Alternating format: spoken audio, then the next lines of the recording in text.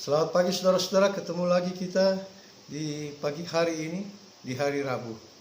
Kita akan membaca dan merenungkan firman Tuhan. Namun sebelumnya kita menyanyi dari klik nomor 252. Sekarang malam telah lenyap. Sekarang malam telah lenyap dan diganti siang terang. Lenyaplah takutku genap, hatiku merasa senang. Sukacita dalam dunia, terus ke surga yang bakal. Ku jadi milik Tuhanku, hai betapa indahnya. Demikian kita telah menaikkan pujian kepada Dia yang telah memberikan hari yang baru dalam hidup kita. Kita akan membaca dan merenungkan firman Tuhan. Namun sebelumnya kita berdoa. Ya Tuhan, kami akan membaca dan merenungkan firman-Mu. Kuasai kami dengan kuasa Roh Kudus, agar firman-Mu menjadi penuntun dan kami lakukan dalam kehidupan kami. Terima kasih Tuhan, inilah kami semua yang siap untuk merenungkan sabda firman. Amin. Saudara-saudara, 2 Tawarik pasal 32 ayat 24 sampai ayat 26. 2 Tawarik pasal 32 ayat 24 sampai 26 berkata demikian. Pada hari-hari itu Hizkia jatuh sakit sehingga hampir mati. Ia berdoa kepada Tuhan dan Tuhan berfirman kepadanya dan memberikannya suatu tanda ajaib. Tetapi Hizkia tidak berterima kasih atas kebaikan yang ditunjukkan kepadanya, karena ia menjadi angkuh, sehingga ia dan Yehuda dan Yerusalem ditimpa murka. Tetapi ia sadar akan keangkuhannya itu dan merendahkan diri bersama-sama dengan penduduk Yerusalem, sehingga murka Tuhan tidak menimpa mereka pada zaman Hizkia. Sampai sedemikian jauh pembacaan firman Tuhan. Saudara-saudara yang kekasih dalam Tuhan, dalam kehidupan kita sebagai orang percaya, ketika kita berharap kepada Tuhan, segala usaha melalui doa kita ungkapkan untuk memperoleh apa yang kita pohonkan. Dengan berbagai macam janji kita ucapkan kepada Tuhan. Tetapi ketika Tuhan memberikan dan menjawab akan doa-doa kita, dan Tuhan menghadirkan apa yang kita harapkan, maka seringkali kita melupakan akan Tuhan. Kita terlena dengan apa yang telah diberikan kepada kita. Saudara-saudara, melupakan Tuhan setelah hidup berhasil dan diberkati adalah salah satu sifat manusia yang seringkali kita temukan atau ada dalam kehidupan kita. Pada zaman sekarang ini, kita sering menyaksikan di sekitar kita orang-orang yang percaya kepada Tuhan, yang telah mendapat banyak berkat materi, mencapai jabatan yang tinggi, dan kedudukan yang sangat didambakannya, justru melupakan Tuhan. Dan mereka mulai disibukkan dengan kesibukan-kesibukan sehingga Tuhan diabaikan. Bahkan dalam singkat yang lebih parah, seseorang yang telah sukses dalam pandangan dunia malah bisa murtad dan meninggalkan Tuhan karena kesombongannya. Bacaan kita juga berbicara hal yang demikian.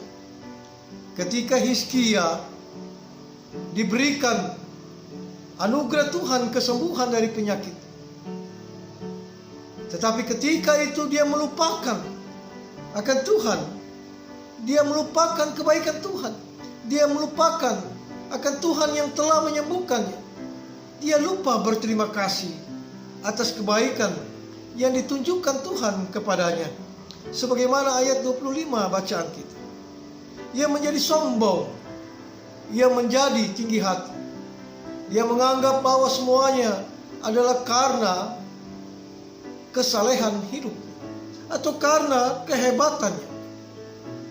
Saudara-saudara yang kekasih di dalam Tuhan, kesombongan Hizkia dinampakkan dengan menunjukkan kekayaannya kepada utusan-utusan Raja Babel yang datang untuk menemuinya. Hal inilah yang membuat Tuhan marah kepada Hizkia dan akan menghukum mereka.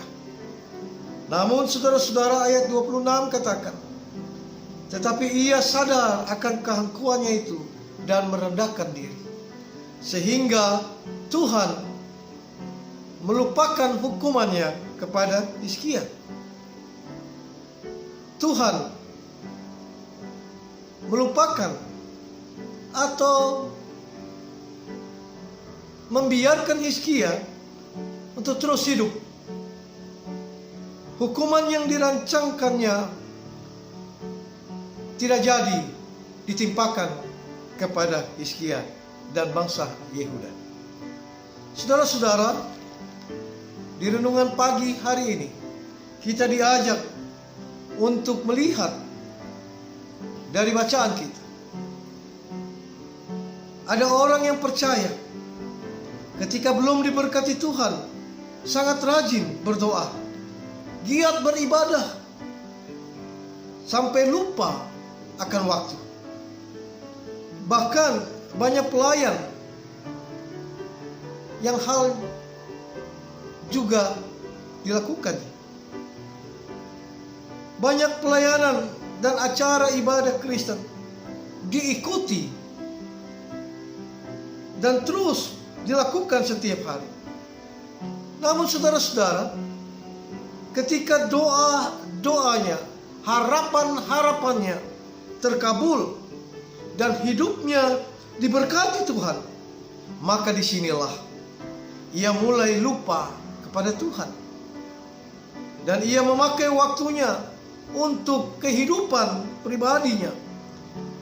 Ia mulai menjauhkan diri dari persekutuan. Dia berjalan menurut kehendaknya, sehingga tidak ada waktu lagi. Tidak ada lagi waktu untuk Tuhan, untuk bersekutu secara pribadi atau dalam persekutuan jemaat. Ia juga hanya memakai berkatnya yang Tuhan berikan untuk kesenangannya sendiri. Inilah yang sering terjadi dalam kehidupan kita. Saudara-saudara, ketika hidup kita telah diberkati oleh Tuhan dan doa-doa kita telah dikabulkan, kita memperoleh kesembuhan, kekuatan, kesehatan, dan berkat dalam segala usaha kita, maka sudah sewajarnya kita berterima kasih kepada Tuhan atas hal tersebut, dan kita tidak menjadi angkuh, sombong, serta lupa kepada Dia. Berkat-berkat yang telah kita terima darinya justru, saudara-saudara, seharusnya membuat kita semakin dekat kepadanya, semakin mengasihinya, bukan malah melupakannya. Oleh karena itu, saudara-saudara, marilah kita jalani hari ini dengan selalu mengingat bahwa Tuhanlah yang memberikan kepada saudara berkat-berkatnya. Dan jangan kita melupakan Dia. Ucap syukurlah ketika kita memperoleh berkat dari Dia. Amin. Saudara-saudara, kita berdoa. Terima kasih Tuhan, kami sudah belajar firman-Mu. Kami diingatkan kembali untuk selalu mengingat Tuhan dalam hidup ini. Kami diingatkan kembali untuk selalu mensyukuri segala anugerah Tuhan dalam segala keberadaan kami, baik dalam pekerjaan kami, pribadi dan keluarga kami.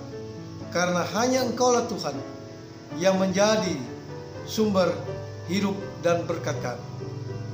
Hamba berdoa untuk jemaat-Mu yang sakit dalam proses pemulihan, Bapak Alfonsius Bonte.